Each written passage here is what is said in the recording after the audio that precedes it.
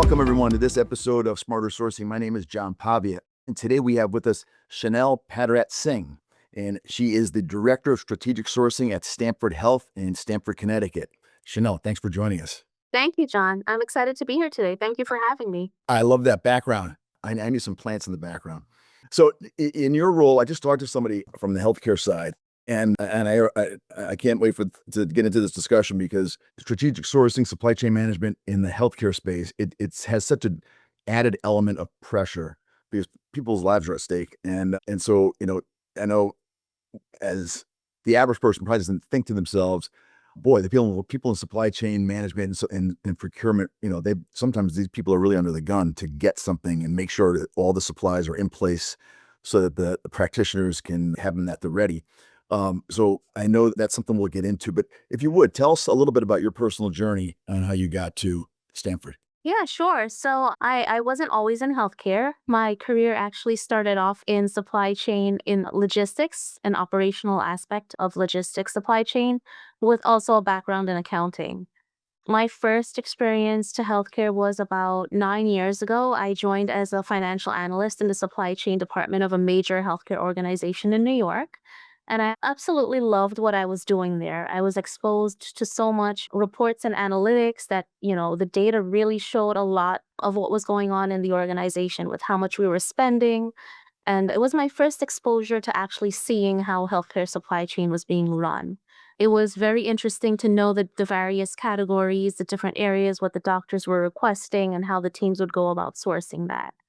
So from there, with my developed interest in wanting to learn more, I then took the next step to further my career as the manager of supply chain information systems with Stanford Health. In that role, I particularly oversaw our supply chain data management systems, which was quite a few of them at the time.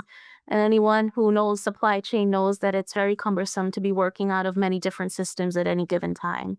When I joined Stanford, we really didn't have a lot of reporting and analytics available to us, or we just didn't have the resources with us at the time to dedicate to look into building out reports and meaningful analytics. So in that role, I was working with my team and enhancing the system and trying to get more reporting, robust reporting out of it to help our teams. I also had the unique opportunity at that time to oversee our inventory materials coordinators, which isn't a supply chain information systems role, but it was just something that I was asked to do on a temporary basis, but I ended up being good at it, and that responsibility was left with me. So it gave me exposure on the inventory side as well.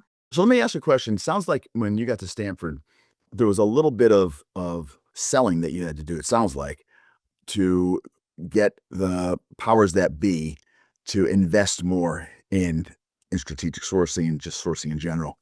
If that's accurate, I'd love to hear a little bit about that experience because in speaking with others who have gone through the same thing, I've heard many people say, boy, until we had COVID and the COVID crisis, you know, it was sourcing procurement was sort of the redheaded stepchild and, always was the last one on the list when it came to, okay, what does this group need? But if you could tell us a little bit about that journey and, convincing others that it was really worth investing in these systems as related to sourcing. So I think being able to show that the data that we had at the time was not sufficient, and then the time that we spent trying to build out robust reporting and analytics from our old system was a good stepping stone because what we didn't know at the time was 3 years later we would be shifting over to a completely new ERP system. But between that time frame, COVID hit, and I think COVID was a true turning point for us, and it really showed that we needed to be more robust in our operations. And the only way that we can do that is if we have the information readily available to us. COVID put us all in a panic, obviously, and it left us scrambling for answers at all times of day. So I remember there were times where I was working midnight, 1 o'clock in the morning, trying to put reports together because we needed to present out to leadership the next day on what the state of our supplies was like for the hospital.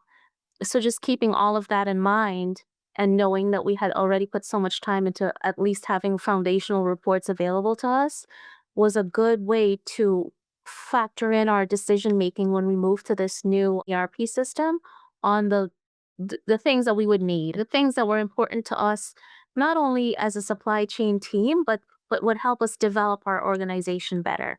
So for us to make more informed decisions, we need these tools to take us on the right path. Was there ever an aha moment where you put data in front of someone who, really didn't have that much of an orientation into sourcing and procurement, and they were like, "Wow, I never realized."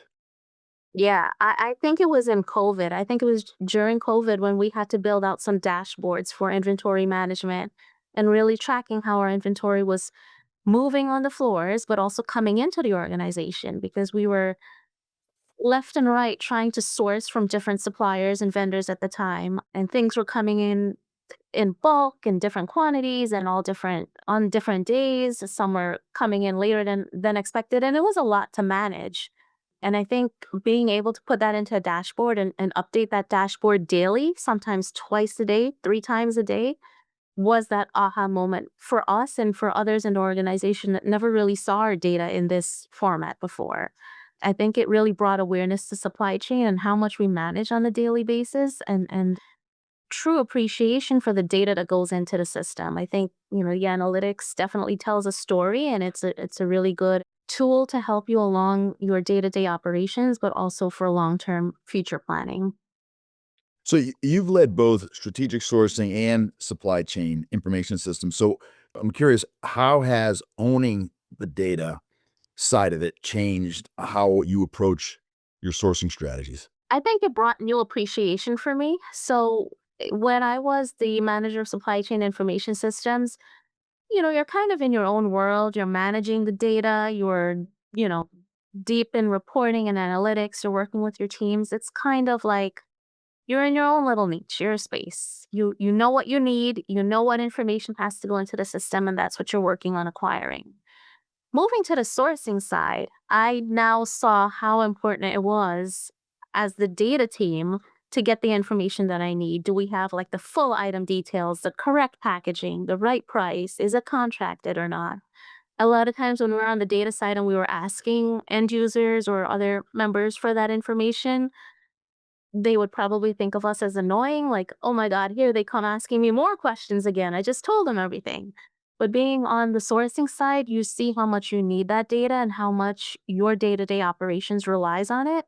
And one bad piece of information can not only throw your work off, but it also throws off inventory counts, it throws off your receiving teams, it throws off inventory management. And at some point, you may even have issues with finance because in purchasing, all your purchase orders need to match invoices. So it all lies in the data. It does have a downstream domino effect if the data is not correct. And I think being on the sourcing side has brought that more awareness and attention to it and definitely helped me to convey to the teams that I manage where it starts from and why it's so important. So let's go back to the first point I raised at the very beginning, and that is the uniqueness of what you do in the healthcare space, because you came from the logistics world and then moved over into healthcare.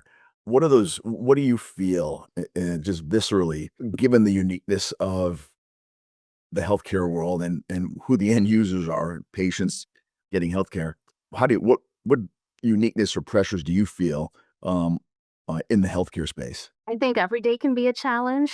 There's always something new coming up, whether supply chain is dealing with back orders from a vendor or, a doctor is requesting an item that they need for a case overnight. They need it for tomorrow morning. It's something we've never used before, but now we have to find it and get delivery ASAP. At the end of the day, you take away this feeling of fulfillment when you know that you've been able to successfully fill that request and someone's life depends on it.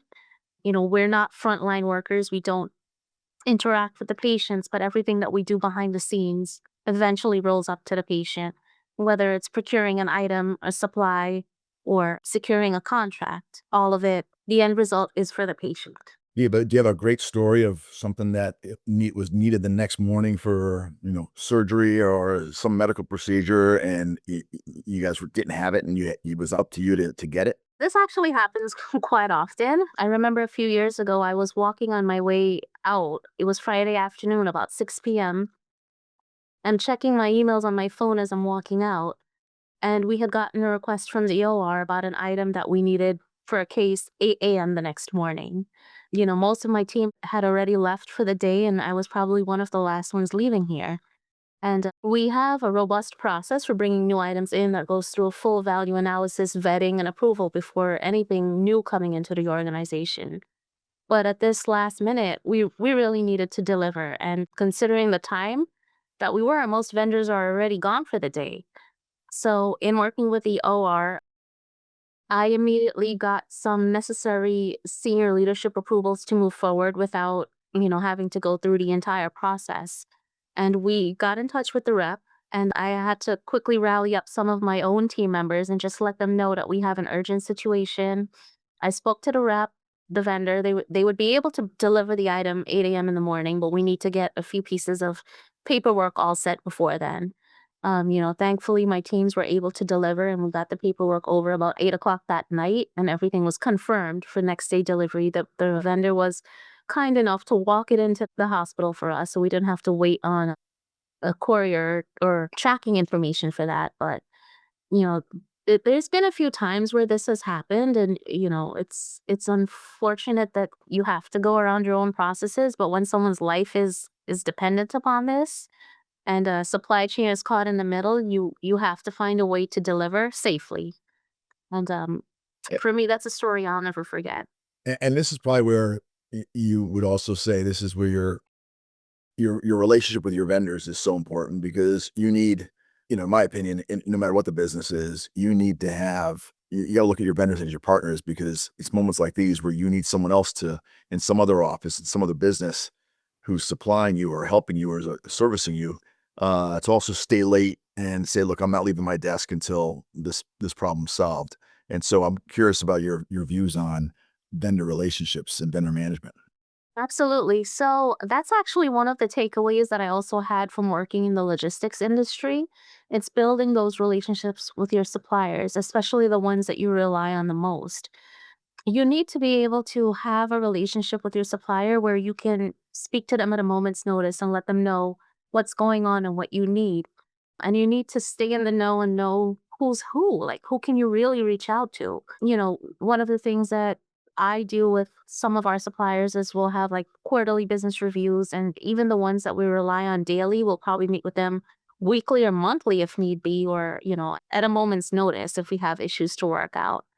I think the more the supplier understands your challenges and what your needs are, and also your processes, I think it really helps build that two-way communication where you're not only asking them for what you want, but they can also work with you to help you, whether it's finding an alternative item or finding, savings opportunities, or, if even if you have issues with like delivery or back orders, they're able to help you if they know what you're going through. Without those frequent meetings or building those relationships, you just kind of become lost out there in the world of supply chain because these suppliers are also supplying so many other hospitals.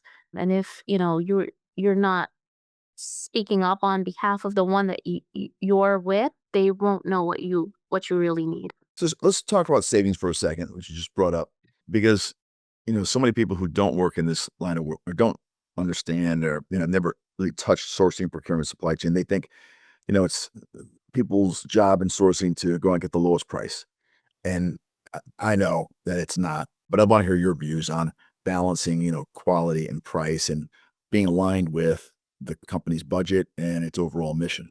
It's really tough. It's one of the areas where everyone always is asking supply chain to find savings. Some is easier. Sometimes it's really easy to just go out and negotiate a contract and get savings from it. But other times, the intersection of what a clinician would like and what they're used to using versus the cheaper alternative. And then here's where supply chain analytics comes into play again. You have to pull the data, you have to see what your usage is like, how much you're actually spending, and then analyze that against what you could be purchasing otherwise. A clinician may not always necessarily understand the supply chain background and, how much something cost. And I think it's at that point when you're able to present this in a level of detail that is meaningful to the end user and your audience, that's when you will gain the support of others to actually make some product transitions or put some major projects in the pipeline where you can probably assemble a work group together to really sit down and look at this very complex category of items and what we can do to better standardize in this area. What opportunities do we have? Can we sway some of our clinicians one way or the other? And here are our reasons why. It's not always about sourcing the most cheapest option because you never want to sacrifice quality, but it's also not a decision to be made in a bubble. You need your clinical support teams, you need your nurses, you need the chairs of value analysis. You need everyone involved to be able to truly understand the full picture of moving an item from one to the next. Right now, hot talks in healthcare with reimbursement rates and, all of this noise that's going out there with the economy, that's also a major factor that's in decision making. You want to know whether moving from one item to the next impacts your reimbursement at one point or the other. And, smarter sourcing isn't always just the cheapest option. It's a full picture. What do It's you a 360 review. what do you think data doesn't pick up? Like if you were, talking to a business school students who are thinking about going to supply chain management, sourcing, procurement, and you know that they've heard a ton about the importance of data. What do you think? Is there an area that you think data isn't, it just can never really tell the story? And also some things that get measured that maybe too much importance is placed on it and other things that should be getting measured in your experience. I think one area where it will never tell a true story is what the clinicians are thinking or what they're wanting. I think the data will show you what's being used, but to really understand what could be done, you need to have those conversations. Mm. You need to meet, you need to go over the data, and you need to hear the feedback from others. Maybe people are just using an item because they're used to it, but they don't know what else is out there. Or maybe they would like to move to something else, but they just haven't had the right people in the room to even bring that up as a topic. So I think it will show you what's happening. It will show you trends. It will show you spikes. It will show you drop offs in usage. And that's all good information to have, but it will never tell you what others are really thinking and what they would like to do. And I think all of that comes from having this data and putting it out in front of the right audience and then having those meaningful conversations. So how often do you sit down with your clinicians and say, tell me, give me some feedback. What are some things that, how do you go about that? We have a couple of different avenues that we do this. We have value analysis committees where we meet either monthly or once every 2 months. And we will show them how they align with budget and how we're doing with spend in those particular areas. And sometimes that sparks more conversational questions. And with that, then we're able to dive in deeper and see where are we trending? Maybe we're spending more in a category that we didn't think that we were going to spend more in. So that's one way that we have those conversations. Sometimes conversations come up as contracts are expiring and we need to renegotiate them. So then we'll have some subsequent conversations to really find out, well, which way are we going to renegotiate this contract? Do we need to work on reducing our compliance? Do you plan to stick with this vendor? Do you want to look at alternatives? And that's always an ongoing process because we have contracts expiring every day. So there's always something to look at. And then sometimes just through pure conversation, we don't have to wait for meetings for these things to happen. Sometimes areas want something. Like just this morning, someone reached out to me about a new procedure they would like to have equipment in for. We didn't wait for a monthly meeting, but we can probably get started on reviewing that request right now and just trying to better understand what it is they need it for. So I think communication is key when you're really trying to source out what's needed and what's not and what your opportunities are. How much has AI already impacted your practice so far? Not that much, but I fear that that is coming and it's going to come fast. Right now, we rely on our systems, and there are still some manual workarounds and processes that we're doing with our systems just so that we're better controlling our workflows and for operational efficiency. But I think AI is going to start to creep in pretty soon and pretty fast. You know, I think in inventory management is the piece where it'll probably really hit the most because we went from a very manual process of, counting items daily and inputting manual orders into the system. And we've gotten it to a more automated process now with our current system. And I think AI can probably help that out a little bit more. And also a lot with the reporting and analytics. But we honestly have not dived into that too much yet. So it hasn't impacted us to a great extent just yet. So right now, when you look in the paper, you're listening to the news, and the healthcare debate down in DC is going hot and heavy. How much of that has an impact on your life? And if not that, then the tariffs.